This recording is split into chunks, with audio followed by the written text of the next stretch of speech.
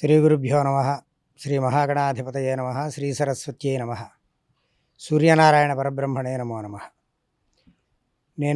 నా పేరు Madhava Sharma, astrologer, MA PhD. అయితే మనకి జ్యోతిషాస్త్రంలో కానీ జీవన ప్రమాణాల్లో మొట్టమొదటిసారిగా సూర్యనారాయణమూర్తిని చెబుతూ ఉంటాం. అది మాఘమాసం చాలా విశిష్టమైనదిగా చెబుతూ ఉంటారు. ఈ మాఘమాసంలో మాఘశుద్ధ సప్తమి ఏదైతే ఉన్నదో దాన్ని రథ సప్తమిగా చెబుతూ ఉంటారు.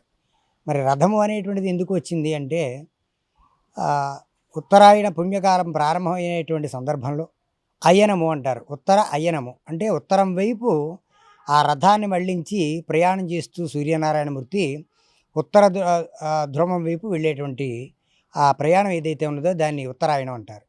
అయితే ఈ ఉత్తరాయణంలోనే ప్రారంభంలోనే మాఘమాసం వస్తుంది. ఈ మాఘమాసంలో శుద్ధ సప్తమి ఏదైతే ఉన్నదో దాన్ని రథసప్తమి అంటారు. అంటే సప్తములు చాలా ఉన్నాయి. కళ్యాణ సప్తమి అని అనేక రకాలైనటువంటి సప్తములుగా మనకు చెబుతూ ఉంటారు. అయితే ఈ సప్తములన్నింటిలోకి భానుసప్తమి, దీన్నే భానుసప్తమి అని కూడా అంటూ ఉంటారు. అంటే సప్తమి ఆదివారం వచ్చినప్పుడు కూడా భానుసప్తమి అంటారు. అయినప్పటికీ కూడా దీన్ని కూడా భానుసప్తమి అని. ఈ భానుసప్తమి అనేటువంటిది ఎందుకంటే ఆదివారం సప్తమి రావడం చాలా విశేషం. ఈ రథసప్తమి అనేటువంటిది ఈ సంవత్సరం చాలా విశిష్టమైనటువంటి స్థితిలో ఉంది. కారణం ఏమిటి అంటే ఆదివారం రావడం, సూర్యనారాయణమూర్తి జన్మించినటువంటి తిథి కావడం, సప్తమి అవ్వడం, ఇవన్నీ కూడా సూర్యనారాయణమూర్తికి చాలా ప్రీతికరమైనటువంటి రోజు అవ్వడం చాలా విశేషమైనగా చెబుతూ ఉంటారు. సమస్తమైనటువంటి జీవరాశులకి కూడా ఆధారభూతమైనటువంటి వాడు, ప్రత్యక్షమైనటువంటి నిదర్శనాత్మకంగా మిగిలిన భగవంతులు కనపడినా కనపడపోయినప్పటికీ కూడా సూర్యనారాయణమూర్తి ప్రత్యక్ష దర్శనం. ఉదయకాలం నుంచి సాయంత్రం వరకు తన యొక్క నిర్వర్తనమైనటువంటి కార్యక్రమం ఏదైతే ఉన్నదో తాను నిర్వర్తిస్తూ జీవుల యందు తన యొక్క కాంతిని ప్రసరింపజేస్తూ జీవ చైతన్యం కోసం, అలాగే జీవులు సక్రమంగా ప్రవర్తించడం కోసం తనదైనటువంటి శైలిలో ప్రవర్తించేటువంటి వాడు. అందుకే మనకి అంటూ ఉంటారు నియతం కాలం కరోతి అని. నియతం కాలం కరోతి అంటే నియమమే బద్ధమైనటువంటి స్థితి ఉన్నదో ఆ విధంగా సూర్యనారాయణమూర్తి జీవులందరినీ కూడా వర్తింపజేస్తున్నాడు అని. కాబట్టి ఈ విధంగా సూర్యనారాయణమూర్తికి మనం కృతజ్ఞతాపూర్వకంగా ఈ రథసప్తం అనేటువంటిది చేస్తూ ఉంటాం. అయితే దీనికి రథం చేస్తూ ఉంటారు ఏమిటి, చిక్కుడు గింజలతోటి. ఆ చిక్కుడు కాయలతో చేసేటువంటి రథం కూడా 7 గింజలతో 7 చిక్కుడుకాయలతో చేస్తూ ఉంటారు. ఈ 7 చిక్కుడుకాయలతో చేయడం వల్ల కారణం ఏమిటి అంటే సప్తాశ్వ సూచికమైనటువంటివి, అలాగే సప్త కిరణముల యొక్క సూచికమైనటువంటివి.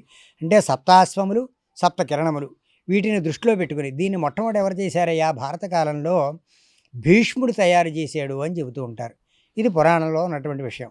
అయితే అంటే భగవంతుడిని శరణచొచ్చడం తప్ప తనదైనటువంటి భావనతో ఏదైనా చేద్దాము అంటే అది ఏ విధమైనటువంటి ప్రయత్నమూ లేకుండా భగవన్ నిర్ణయం ఏ విధంగా జరిగిందో ఆ విధంగానే జరిగింది తప్ప నేను ఎంత ప్రయత్నం చేసినప్పటికీ కూడా కౌరవులు పాండవులని ఒకే సంయోజకులుగా ఒకే విధంగా ఉంచుదాము అనేటువంటి ప్రయత్నం చేసినా నా వల్ల కాలేదు.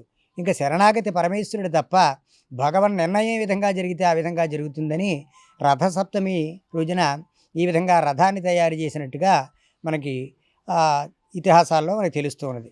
అయితే సహస్ర సూర్యకిరణాలతోటి హీలియం అనేటువంటి ఒక వాయువు చేత మండుతున్నటువంటి వాడుగా సూర్యనారాయణమూర్తి మనకు కనబడుతూ ఉంటాడు. సూర్యనారాయణమూర్తి ఒకడేనా అంటే ద్వాదశాదిత్యో అంటే 12 విధాలైనటువంటి సూర్యనారాయణమూర్తులు మనకు కనబడుతూ ఉంటారు. ఆ విధంగా ఈ సూర్యనారాయణమూర్తికి మనకి 1000 సహస్ర కిరణాలతో ఉంటాడు అని, సహస్రకిరణుడు అని అంటే 1000 కిరణాలతో ఉంటాడు. మరి ఈ 1000 కిరణాలు ఎందుకయ్యా అంటే దానికి కూడా మనకి వేదాంతంలో చెప్పబడింది ఏమిటయ్యా, వేదధర్మంలో సుషుమ్నము అని, హరికేశస్తు సుషుమ్నమును, అలాగే విశ్వకర్మ, ఇలా అనేక పేర్లు కలిగి ఉన్నాడు. ఇందులో 4 వైపులా కిరణాలు సోకి శశిధృత పోషణము అంటారు. అంటే చంద్రుని పోషించడం కోసం సుషుమ్నము అనేటువంటి కాంతి పుంజాలు ఆ సూర్యనారాయణమూర్తి ప్రసరింపజేసి తద్వారా పోషిస్తూ ఉంటాడు అని. అలాగే హరికేశస్తు అంటే నక్షత్రాలను పోషించడం కోసం, నక్షత్రాల కాంతి కూడా సూర్యనారాయణమూర్తి యొక్క ఆధారమే. అలాగే విశ్వకర్మ బుధుని యొక్క పోషించడం కోసం విశ్వకర్మ అనేటువంటి కాంతులని వెదజల్లుతాడు అని. అలాగే విశ్వవ్యచ అనేటువంటిది, అలాగే శుక్రగ్రహ యొక్క తేజాన్ని పెంపొందించడం కోసం, అలాగే ఆ తర్వాత సంపర్వసు అనేటువంటి ఒక కిరణాలు. ఈ సంపర్వసు అనేటువంటివి సంపద్వసు అంటారు కూడా. ఈ సంపద్వసు అనేటువంటి కిరణాలు లోహిత అనేటువంటి వాటిని పోషించడానికి ఉపయోగపడుతుంది అని. తర్వాత అర్వాగ్నిసు అండి.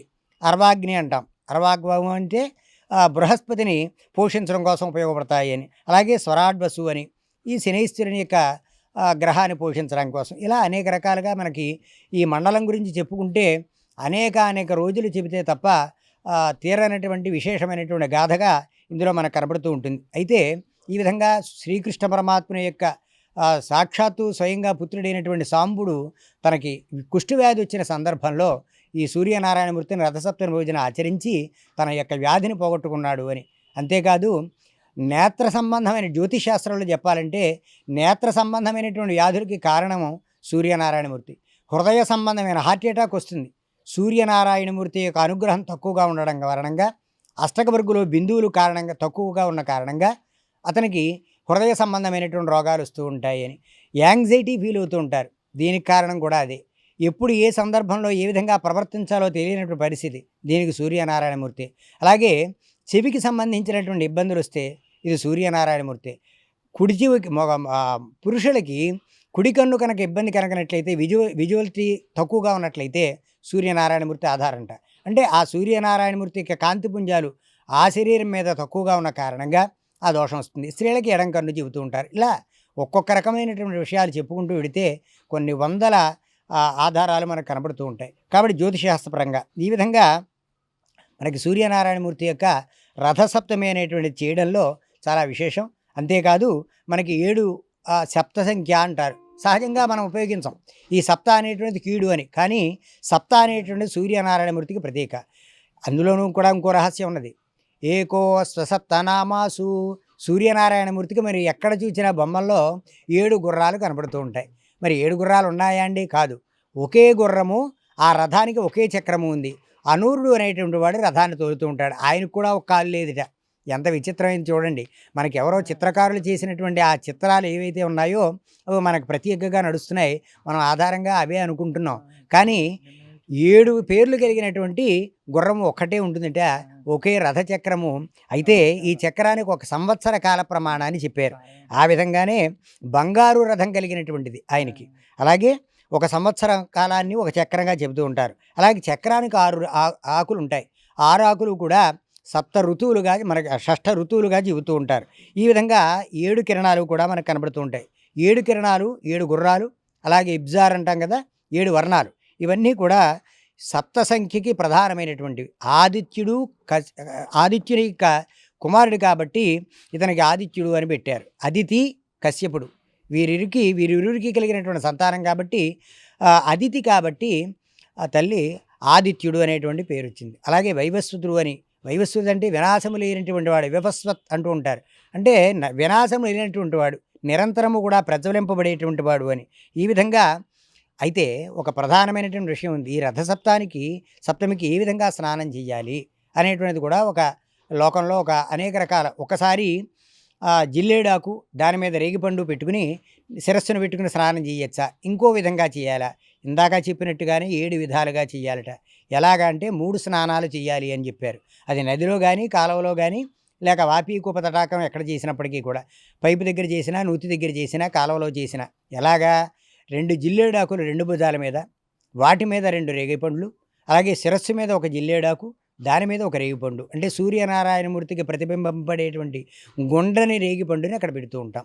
ఇదంతా కూడా విషహరణం జరిగేటువంటి లక్షణం ఉంటుందిట. ఇప్పటిదాకా శరీరం అంతా కూడా సంవత్సరం నుంచి పొందినటువంటి విషం ఏదైతే ఉందో ఆ పత్రాన్ని శిరస్సు మీద పెట్టి స్నానం చేయడం ద్వారా విషహరణము జరుగుతుంది అని చెప్పబడుతోంది.